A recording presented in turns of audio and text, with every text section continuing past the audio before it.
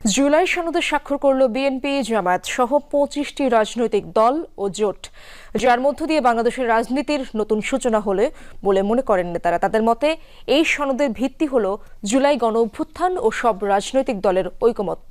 এর ফলে আগামীর বাংলাদেশে আর কারো ফ্যাসিবাদী হয়ে ওঠার সুযোগ থাকবে না। সনদ বাস্তবায়ন প্রক্রিয়াও ঐকমত্য হবে বলে আশা নেতাদের। ফ্যাসিবাদী কাঠামো থেকে বেরিয়ে জুলাই গণঅভ্যুত্থানের চেতনাকে ধারণ করে নতুন বাংলাদেশের পথরেখা তৈরিতে গঠিত হয় জাতীয় ঐকমত্য কমিশন। কয়েক মাসের সংলাপ, যুক্তিতর্ক আর আলোচনার মধ্য দিয়ে সব দলের মধ্যে ঐকমত্যের চেষ্টা চালায় কমিশন।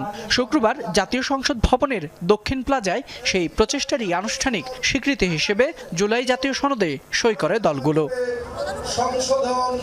এই সনদ বাস্তবায়নের মধ্য দিয়ে গণতন্ত্রের ভিত শক্তিশালী হবে বলে মনে করে বিএনপি। যারা সই করেনি তারাও